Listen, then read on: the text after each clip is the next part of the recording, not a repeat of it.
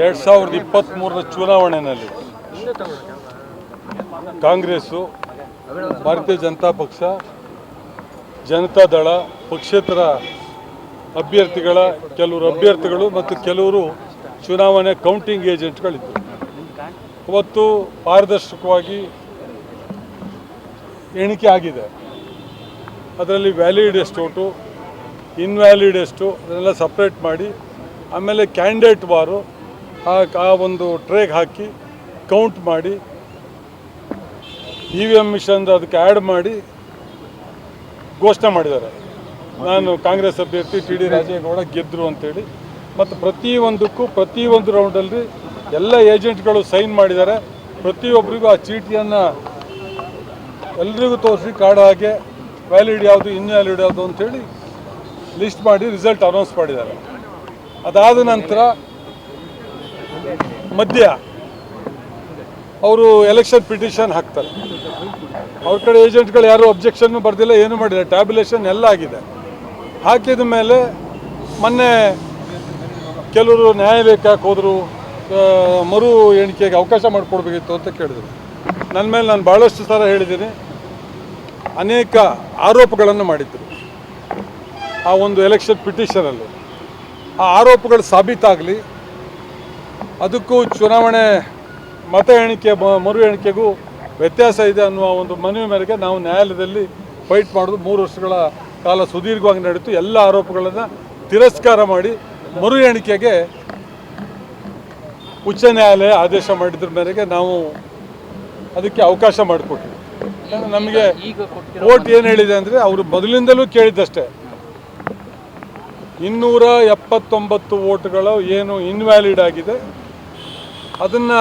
ಅದರಲ್ಲಿ ನಮಗೆ ಅನುಮಾನ ಇದೆ, ಅದನ್ನು ಪುನರ್ ಪರಿಶೀಲನೆ ಮಾಡಬೇಕು, ರೀಕೌಂಟ್ ಮಾಡಬೇಕು ಅಂತ ಕೇಳಿದರು. ನ್ಯಾಯಾಲಯ ಕೂಡ ಅದನ್ನು ರೀವೆರಿಫಿಕೇಷನ್ ಮಾಡಿ ರೀಕೌಂಟ್ ಮಾಡಿ ವ್ಯತ್ಯಾಸಗಳು ಬಂದರೆ ಏನು ವ್ಯಾಲಿಡ್ ವೋಟ್ಸಿಗೆ ಆ್ಯಡ್ ಮಾಡಿ ರಿಸಲ್ಟ್ ಡಿಕ್ಲೇರ್ ಮಾಡಬೇಕು ಅಂತ ಕೌಂಟ್ ಮಾಡಿ ಡಿಕ್ಲೇರ್ ಮಾಡಬೇಕು ಅಂತೇಳಿ ನ್ಯಾಯಾಲಯದ ಆದೇಶ ಇತ್ತು. ಇವತ್ತು ಅಲ್ಲಿ ನಡೆದಿದ್ದೇ ಬೇರೆ. ನಾವು ಫಸ್ಟು ಸ್ಟ್ರಾಂಗ್ ರೂಮ್ ಓಪನ್ ಮಾಡಬೇಕಾದ್ರೆ ಕೆಲವು ಟ್ರಂಕ್ಗಳು ಡ್ಯಾಮೇಜ್ ಆಗಿದ್ದು, ಕೆಲವು ಸೀಲ್ ಬ್ರೇಕ್ ಆಗಿತ್ತು, ಅಲ್ಲೂ ಕೂಡ ಅಬ್ಜೆಕ್ಷನ್ ಹಾಕಿದ್ದಾರೆ. ನಾವೆಲ್ಲರೂ ಅಬ್ಜೆಕ್ಷನ್ ಹಾಕಿದ್ವಿ, ಎಲ್ಲ ಏಜೆಂಟ್ಗಳು, ಇಂಡಿಪೆಂಡೆಂಟ್ ಏಜೆಂಟ್ಗಳು ಅಬ್ಜೆಕ್ಷನ್ ಹಾಕಿದ್ದಾರೆ. ಅದಾದಮೇಲೆ ನ್ಯಾಯಾಲಯದಲ್ಲಿ ಆದೇಶದ ಮೇರೆಗೆ ಮರು ಎಣಿಕೆ ಆದಂಥ ಸಂದರ್ಭದಲ್ಲಿ ಅವತ್ತು ವ್ಯಾಲ್ಯೂಡ್ ಇದ್ದಂಥ ವೋಟ್ಗಳು ಬಂಡಿಲ್ಲೇ ಏನು TD ರಾಜೇಗೌಡ ಅಂತೇಳಿ ಕಾಂಗ್ರೆಸ್ ಅಭ್ಯರ್ಥಿಗೆ ಮತ ಬಿದ್ದಿತ್ತು ರೈಟ್ ಮಾರ್ಕು, ಅದಕ್ಕೆ ಇನ್ನೊಂದು ರೈಟ್ ಮಾರ್ಕ್ ಹಾಕೋದ ಟ್ಯಾಂಪರ್ ಮಾಡುವ ಮುಖಾಂತರ ಇನ್ವ್ಯಾಲಿಡ್ ಮಾಡಿ ಮಧ್ಯದಲ್ಲಿ ಏನು ನಮಗೆ ಅವತ್ತು ಕೌಂಟರ್ ರಿಸಲ್ಟ್ ಡಿಕ್ಲೇರ್ ಮಾಡಿದ್ದ ಗೋಡನಿಗೆ ಹೋಗೋ ತನಕ ಟ್ಯಾಂಪರ್ ಆಗಿದೆ ಅಂತೇಳಿ ನಮಗೆ ಈಗಾಗಲೇ ಅನುಮಾನ ಇದೆ. ಹಾಗಾಗಿ ನ್ಯಾಯಯುತವಾದಂಥ ತನಿಖೆ ಆಗಬೇಕು. ಆ ತನಿಖೆಯಲ್ಲಿ ಏನು ಸತ್ಯಾಸತ್ಯತೆ ಇದೆ ಅದು ಹೊರಗೆ ಬರಬೇಕು ಅನ್ನುವ ಮನವಿಯನ್ನು ನಾವು ರಾಜ್ಯ ಚುನಾವಣಾ ಆಯೋಗ ಮತ್ತು ಕೇಂದ್ರ ಚುನಾವಣಾ ಆಯೋಗದವರಿಗೆ ನಾವು ಮನವಿ ಮಾಡಿದ್ದೇವೆ. ಚುನಾವಣಾ ಆಯೋಗದವರು ಸೆಂಟ್ರಲ್ ಎಲೆಕ್ಷನ್ ಕಮಿಷನ್ ಅವರಿಗೆ ನಿಮ್ಮ ಮನವಿಯನ್ನು ಕಳಿಸ್ಕೊಡ್ತೀವಿ ಅಂತ ಹೇಳಿದ್ದಾರೆ. ನಾವು ನ್ಯಾಯ ಒದಗಿಸ್ಕೊಡಿ. ಇನ್ನು ಮುಂದೆ ಇವತ್ತು ನನಗೆ ಮಾತ್ರ ಅಲ್ಲ, ಕಾಂಗ್ರೆಸ್ ಅಭ್ಯರ್ಥಿಯ ಮಾತನೇ ಅಂತಲ್ಲ, ಯಾರಿಗೂ ಭಾರತೀಯ ಜನತಾ ಪಕ್ಷದಲ್ಲಿರ್ಬೋದು, ಪಕ್ಷೇತರರು ಇವತ್ತು ಇಡೀ ದೇಶದಲ್ಲಿರ್ತಕ್ಕಂಥ ಯಾವುದೇ ಪಾರ್ಟಿಗಳಿರ್ಬೋದು, ಯಾರಿಗೂ ಈ ರೀತಿಯ ಅನ್ಯಾಯ ಆಗಬಾರ್ದು. ಬಹುಶಃ ಇಡೀ ದೇಶದಲ್ಲಿ ಮಾತ್ರ ಅಲ್ಲ, ಪ್ರಪಂಚದಲ್ಲೂ ಎಲ್ಲೂ ಈ ರೀತಿಯ ಟ್ಯಾಂಪರಿಂಗು, ಈ ರೀತಿಯ ಅನ್ಯಾಯ ಆಗಿಲ್ಲ.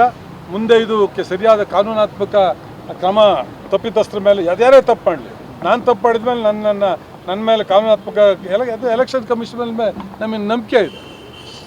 ಕೇಂದ್ರ ಇರ್ಬೋದು, ರಾಜ್ಯದ ಎಲೆಕ್ಷನ್ ಕಮಿಷನ್ ಮೇಲೆ ನಂಬಿಕೆ ಇದೆ.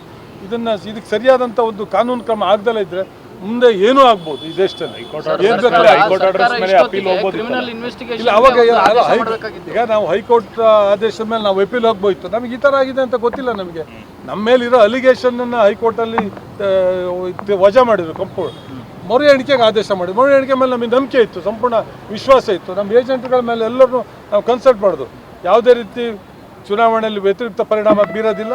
ಏನು 279 ರಿಜೆಕ್ಟೆಡ್ ವೋಟ್ಸ್ ಇದ್ದಾವೆ, ಅದರಲ್ಲಿ 1, 2, 3 ವ್ಯತ್ಯಾಸ ಆಗ್ಬೋದು ಕಣ್ಣು ತಪ್ಪಿದ್ದ, ಅವುಗಳನ್ನ ನೀವು ಹಾಕಿ ಆಡ್ ಮಾಡೋದು ಬಿಟ್ಟರೆ ಬೇರೆ ಏನು ಆಗೋದಿಲ್ಲ ಅಂತ ತಿಳ್ಕೊಳ್ದು. ನಮಗೆ ಬಿದ್ದಂಥ ಏನು ಏನು ವ್ಯಾಲಿಡ್ ವೋಟ್ಸ್ ಇತ್ತು ಅದನ್ನು ಇನ್ವ್ಯಾಲಿಡ್ ಮಾಡ್ತಾರೆ ಅಂತೇಳಿ ಕನ್ಸಲ್ಲಿ ಯಾರೂ ನಂಬಿರಲಿಲ್ಲ. ಟ್ಯಾಂಪರಿಂಗ್ ಆಗಿದೆ. ನಾನಿಷ್ಟೇ ಫೋರೆನ್ಸಿಕ್ ಕಳಿಸ್ಬಿಟ್ಟು ಅದನ್ನು ತನಿಖೆ ಆಗಲಿ, ಇದು ನ್ಯಾಯಾಲಯದಲ್ಲಿ ಸರ್ಕಾರ ಉನ್ನತ ಮಟ್ಟದಲ್ಲಿ ಕ್ರಿಮಿನಲ್ ಇನ್ವೆಸ್ಟಿಗೇಷನ್ ಆರ್ಡರ್ ಮಾಡಬೇಕಿತ್ತಲ್ವಾ? ಈಗ ಅದು ಮಾಡಿದ್ದಾರೆ. ಮಾಡಿದ್ದಕ್ಕೆ ಅದಕ್ಕೆ ಆಗಲೇ ಅವರು ತಡೆಗೆ ಹೋಗಿದ್ದಾರೆ. ಅದು ಇವತ್ತು ಕೂಡ ನ್ಯಾಯಾಲಯದಲ್ಲಿ ಚರ್ಚೆ ಇದೆ. ಅದಕ್ಕೆ ಸರ್ಕಾರ ಅದು ಚುನಾವಣೆ ಆಯೋಗ ಅದು ಆದೇಶ ಕೊಡಬೇಕು, ಅನುಮತಿ ಕೊಡಬೇಕು ಅನ್ನೋದಿದೆ. ಅದು ಕಾನೂನಾತ್ಮಕ ವಿಚಾರಗಳು ನನಗೆ ಸರಿಯಾಗಿ ಮಾಹಿತಿ ಇಲ್ಲ. ಅದು ಕಾನೂನಾತ್ಮಕವಾಗಿ ತನಿಖೆ ಎಲೆಕ್ಷನ್ ಕಮಿಷನ್ ಅನ್ನ ಬಳಸ್ಕೊಂಡಿದೆ ಅನ್ನೋದು ಈಗ ವೆಸ್ಟ್ ಬೆಂಗಾಲ್ ಚುನಾವಣೆಗೂ ಇದೇ ಆರೋಪ ಮಾಡ್ತಿರುವಂಥದ್ದು. ಆ ರೀತಿ ಇಲ್ಲೂ ಕೂಡ ಚುನಾವಣಾ ಆಯೋಗನ ಬಳಸ್ಕೊಂಡಿದೆ ಅಂತ ನಿಮ್ಗೇನಾದರೂ ಅನಿಸ್ತಾ ಇದೆಯಾ? ನಮಗೆ ಇಲ್ಲಿ ಚುನಾವಣೆ ಆಯೋಗವನ್ನು ಬಳಸ್ಕೊಂಡಿದ್ದಾರೆ ಅಂತ ಯಾವುದೇ ಅನುಮಾನ ಇಲ್ಲ. ಅಲ್ಲಿಯ ಕೆಲವರು ಏನು ಈ ರೀತಿಯ ಕೃತ್ಯಗಳನ್ನು ಅಲ್ಲಿ ಮಾಡಿದ್ದಾರೆ. ಕೆಲವರು ಅಧಿಕಾರಿಗಳು ಇರ್ಬೋದು ಅಥವಾ ಕೆಲವು ಪಕ್ಷದ ಅವರು ಇರ್ಬೋದು, ಅಲ್ಲಿ ಮಾಡಿದ್ದಾರೆ ಅನ್ನೋ ಅನುಮಾನ, ಸಂಪೂರ್ಣ ಅನುಮಾನ ಇದೆ. ಅದು ಆಗಿದೆ, 100% ಮಾಡಿದ್ದಾರೆ.